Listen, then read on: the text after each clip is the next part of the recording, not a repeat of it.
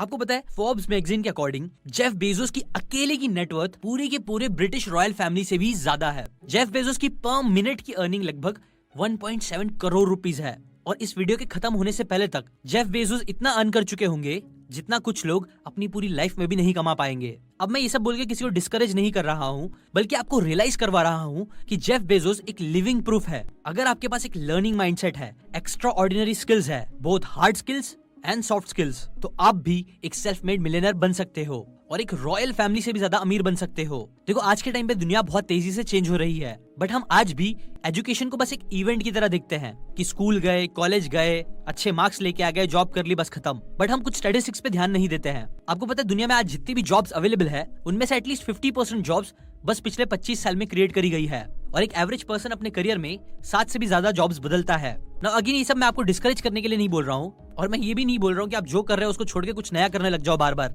नहीं, उससे फायदा नहीं होने वाला है। बल्कि मैं आपको ये बताना चाहता हूँ कि लर्निंग एटीट्यूड रखना, सीखते रहना, वो भी दो इंपॉर्टेंट चीज, एक कुछ हार्ड स्किल्स और कुछ सॉफ्ट स्किल्स, ये आपके लिए बहुत इंपॉर्टेंट है। किसी भी फील्ड में, किसी भी एज के होने के बाद भी आपको आगे बढ़ने के लिए ये दोनों चीज होना बहुत जरूरी है, क्योंकि तभी आप बड़ी बड़ी चीजें अचीव कर पाओगे बड़े बड़े लोगों की तरह। इसलिए याद रखो, सबसे पहले तो इंपॉर्टेंट ये है कि आपके अंदर एक लर्निंग माइंडसेट हो और उसके बाद आपको स्किल्स पे फोकस करना चाहिए। ना जैसे कि मैंने पहले ही बोला है, स्किल्स दो टाइप्स की होती है, एक हार्ड स्किल्स और दूसरी सॉफ्ट स्किल्स। एक तरफ मैक्सिमम लोग क्या करते हैं कि वो लोग सिर्फ हार्ड स्किल्स पे फोकस करते हैं, जबकि दूसरी तरफ कुछ लोग होते हैं जो लोग बस सॉफ्ट स्किल्स पे फोकस करते हैं। लेकिन सच तो यह है कि आपको अगर जिंदगी में आगे बढ़ना है, जल्दी आगे बढ़ना है, तो आपके अंदर दोनों स्किल्स होना बहुत जरूरी है। जितने भी लोग सक्सेसफुल होते हैं ना, वो लोग के अंदर मैक्सिमम टाइम आप देखना ये दोनों स्किल्स होती है। अब हार्ड स्किल्स क्या होती है? देखो हार्ड स्किल्स यूजुअली वो होती है जिसका यूज करके आप एक्चुअली काम करते हो अपने पोजीशन के हिसाब से। जैसे अगर आप एक शेफ हो तो कुकिंग आपकी एक हार्ड स्किल है, या अगर आप एक सॉफ्टवेयर प्रोग्रामर हो तो बैठ के कोडिंग करना आपकी हार्ड स्किल है ना। इन स्किल्स पे यूजुअली स्कूल्स एंड कॉलेजेस ज्यादा फोकस करते हैं, जो अच्छा है। और अच्छी बात ये भी है कि आज के टाइम पे ये स्किल्स सीखना पहले से बहुत ज्यादा आसान हो चुका है। वहीं दूसरी तरफ सॉफ्ट स्किल जो होती है ना, वो normal day to day basic skills होती है, जो कई बार आप अच्छे से मेजर नहीं कर सकते हो, बट वो काम की बहुत होती है। हाँ, इसके लिए आपको बहुत बार यूजुअली सर्टिफिकेट ये सब नहीं मिलते हैं, बट इसका एक्चुअल सर्टिफिकेट आपके कैरेक्टर, आपके बिहेवियर, आपके माइंडसेट में शो होता है, जो कई बार हार्ड स्किल से भी इंपॉर्टेंट हो सकता है। इसलिए आज मैं आपके साथ 10 ऐसी स्किल्स शेयर करूंगा जिनमें से 5 होगी हार्ड स्किल्स और 5 सॉफ्ट स्किल्स, जो बहुत डिमांड में है, जिसे अगर आप सीख लोगे तो आप जिंदगी में बहुत आगे बढ़ोगे। Now let's start. Skill number 1 of hard skill, digital marketing plus soft skill, influencing and persuasion skills. Digital marketing के बारे में आपने ऑलरेडी बहुत बार सुना होगा, क्योंकि ये स्किल सच में आज बहुत ट्रेंड में चल रही है। और ट्रेंड में होने का रीजन देखो ये है कि आज के टाइम पर शॉपिंग से लेकर एजुकेशन तक सब कुछ ऑनलाइन हो चुका है। इनफैक्ट आपको पता है एक एवरेज पर्सन हर दिन 2 घंटे 24 मिनट तक सिर्फ सोशल मीडिया साइट्स पर स्पेंड करता है। मतलब बोल सकते हो बहुत सारा अटेंशन लोग सोशल मीडिया पे दे रहे हैं, इंटरनेट पे दे रहे हैं। इसलिए हजारों ब्रांड्स इस ऑनलाइन अटेंशन को पाने के लिए फाइट कर रहे हैं और यही अटेंशन अचीव कराने में हेल्प करते हैं डिजिटल मार्केटर्स, जहां मार्केटर्स अपने स्किल्स का यूज करके ज्यादा से ज्यादा लोगों का अटेंशन ग्रैब करते हैं किसी स्पेसिफिक ब्रांड की तरफ। यहाँ पे search engine optimisation, Google, Facebook ads और भी बहुत सारी चीजें होती है जिसका यूज किया जाता है। अब देखो सिंपल सी बात यह है कि फ्यूचर में और भी कई सारे बिजनेसेस आते ही रहेंगे, टेक्नोलॉजीज आते रहेंगी, जो सब लोग कुछ ना कुछ बेचना चाहते हैं और बेचने के लिए उन्हें चाहिए लोगों का अटेंशन, जो मैक्सिमम आजकल इंटरनेट पे है। इसलिए डिजिटल मार्केटिंग एक ऐसी स्किल है जिसकी डिमांड आज भी बहुत है और जब तक इंटरनेट रहेगा तब तक इसकी डिमांड रहेगी ही रहेगी। सेकंड सॉफ्ट स्किल है इन्फ्लुएंसिंग, पर्सुएशन। देखो दोस्तों, आपको हर दिन हर टाइम पे किसी ना किसी को इन्फ्लुएंस करना ही पड़ता है, चाहे वो किसी इंसान को डील क्रैक करने के लिए इन्फ्लुएंस करना हो, किसी के साथ टाइम बिताने के लिए उसे इन्फ्लुएंस करना हो, किसी से कोई फेवर लेना हो, अपने बॉस को इम्प्रेस करना हो, कुछ बेचना हो। तो ऐसे हर एक टाइम पे आपको पर्सुएशन और इन्फ्लुएंसिंग की स्किल चाहिए होगी, जहां आप बोल सकते हो कि आप लोगों को थोड़ा बहुत मैनिपुलेट करके अपनी बात मनवा सकते हो वहां पे, बट हाँ फॉर सम गुड रीजंस। चाहे फिर वो आपके टीम मेंबर्स हो, आपकी फैमिली मेंबर्स हो, आपके फ्रेंड्स हो, या फिर कोई भी हो ना। इन्फ्लुएंसिंग के ऊपर एक बहुत ग्रेट बुक है, influence the psychology of persuasion, जिसके ऊपर मैंने वीडियो भी बनाया है, उसकी लिंक मैं दे दूंगा, आप वो जाकर जरूर चेकआउट करना। थर्ड स्किल आती है हार्ड स्किल, जो है ब्लॉकचेन टेक्नोलॉजी से रिलेटेड।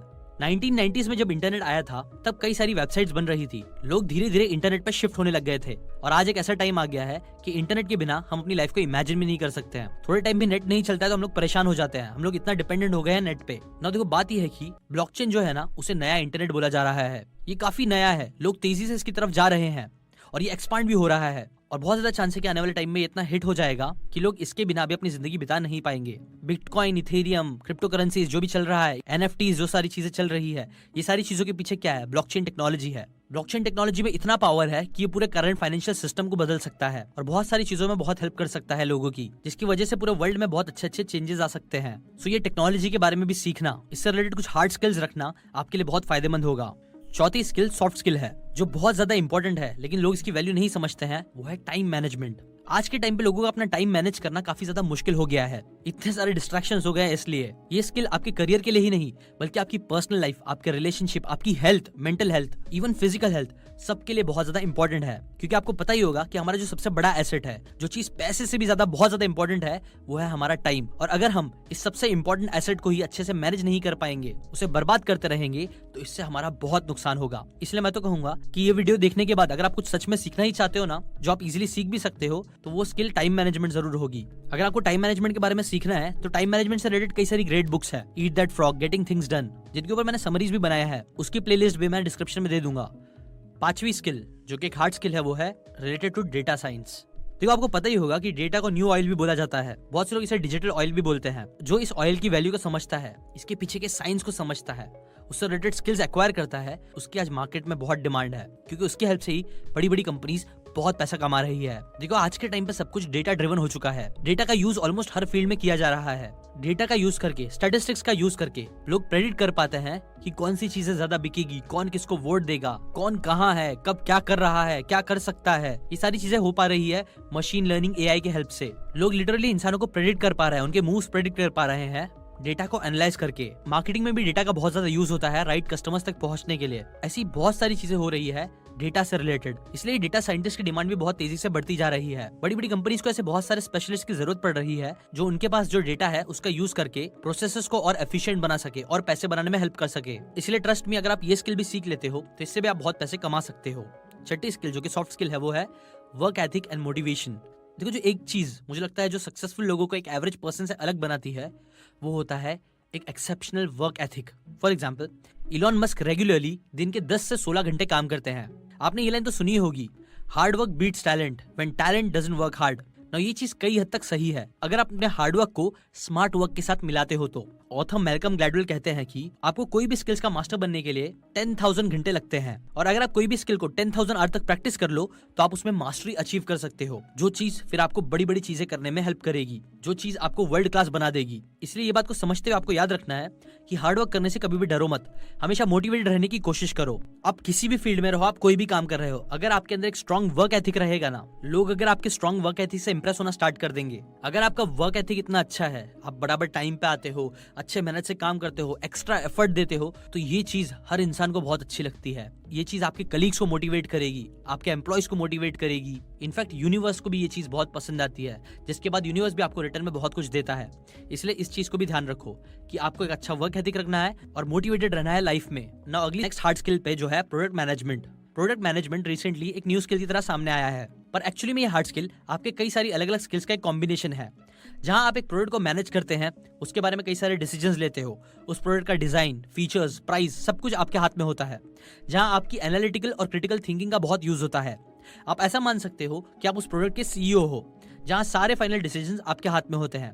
ये स्किल इसलिए बहुत इंपॉर्टेंट है क्योंकि इससे आप ये सीखते हो कि एक प्रोडक्ट, चाहे वो डिजिटल हो या फिर फिजिकल, उसे क्रिएट कैसे करा जाता है। और ऑब्वियसली फ्यूचर में कई अलग अलग टाइप के प्रोडक्ट्स आते ही रहेंगे, इसलिए अगर आप प्रोडक्ट मैनेजर बनते हो तो इसकी भी बहुत ज्यादा डिमांड है और इसमें पैसे भी अच्छे मिलते हैं। प्लस अगर आप बिजनेस करने का भी सोचते हो तो भी ये स्किल आपको बहुत काम में आएगी। इनफैक्ट सच तो ये है ना कि प्रोडक्ट मैनेजमेंट आपको एक असली कंपनी में सीईओ भी बना सकता है। जैसे कि एक इंटरेस्टिंग एग्जांपल दूं तो जो यूट्यूब की सीईओ है सुजैन, वो भी पहले गूगल एडसेंस की प्रोडक्ट मैनेजर ही थी, और साथ ही गूगल के सीईओ सुंदर पिचाई ने भी गूगल में अपना करियर एक प्रोडक्ट मैनेजर की पोस्ट से ही शुरू किया था, जहां वो गूगल के टूलबार को मैनेज करते थे।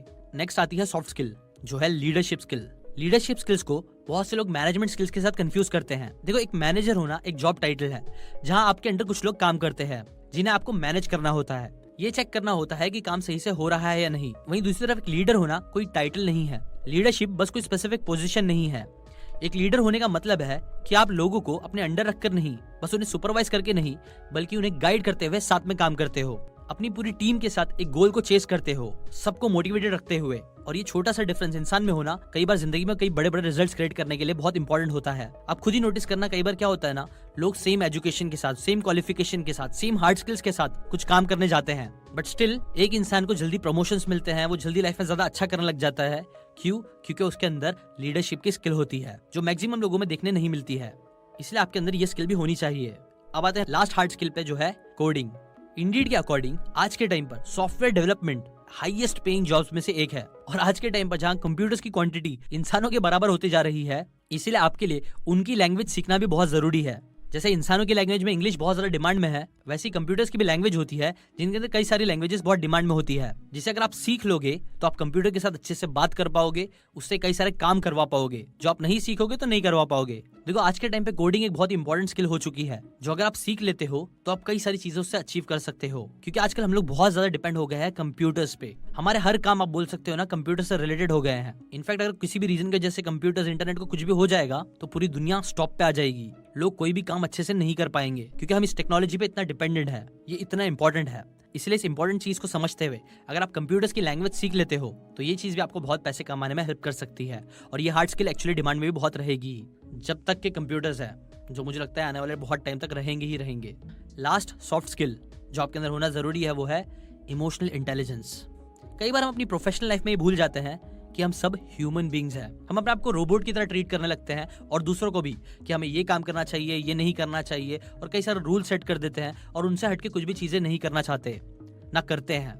जिसकी वजह से क्या होता है कि हमारे रिलेशनशिप्स में बहुत ज्यादा प्रॉब्लम आने लगती है। देखो, याद रखो, ह्यूमंस लॉजिकल क्रिएचर नहीं बल्कि ज्यादा इमोशनल क्रिएचर है, जो हमेशा जब भी एक्शन लेता है वो इमोशंस के बेसिस पे लेता है, ना कि हमेशा लॉजिक के बेसिस पे। देखो, आप याद रखो, आप जितने भी लोगों के साथ काम करते हो ना, वो लोग कोई कंप्यूटर नहीं है, वो लोग रोबोट्स नहीं है। हाँ, रोबोट कंप्यूटर्स को कोडिंग करके कंट्रोल किया जा सकता है, बट इंसानों को नहीं। अगर आप इंसानों के साथ अच्छे से काम करना चाहते हो, इंसानों को प्रोडक्ट बेचना चाहते हो, उनके साथ मिलकर कुछ बड़ी बड़ी चीजें करना चाहते हो, तो इमोशंस को समझना भी बहुत इंपॉर्टेंट है।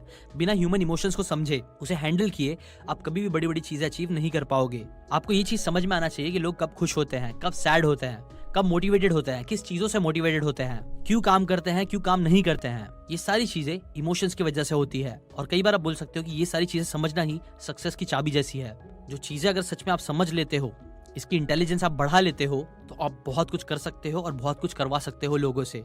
अभी मैं जितनी भी स्किल्स आपको बताने वाला हूँ, मैं चाहता हूँ आप कमेंट करके बताओ कि उनमें से कौन सी स्किल्स आपको लगता है सबसे इंपॉर्टेंट है, या फिर मैं चाहता हूँ कि आप कमेंट करके बताओ वो कौन सी स्किल है जो मैंने मिस कर दी है, जो मुझे इसमें डालना चाहिए था। अभी के लिए बस इतना ही। अगर आप ऐसी अमेजिंग बातें सीखना चाहते हो जो आपको लाइफ में आगे बढ़ने में हेल्प करे, बुक्स की बातें बिना बुक्स पढ़े अगर आप चाहते हो कि फ्री में आपको सीखने मिलती रहे, तो आप इस चैनल को सब्सक्राइब जरूर करो। मैं हर संडे आपके लिए कुछ बुक समरीज, कुछ अमेजिंग बातें लाता रहूंगा।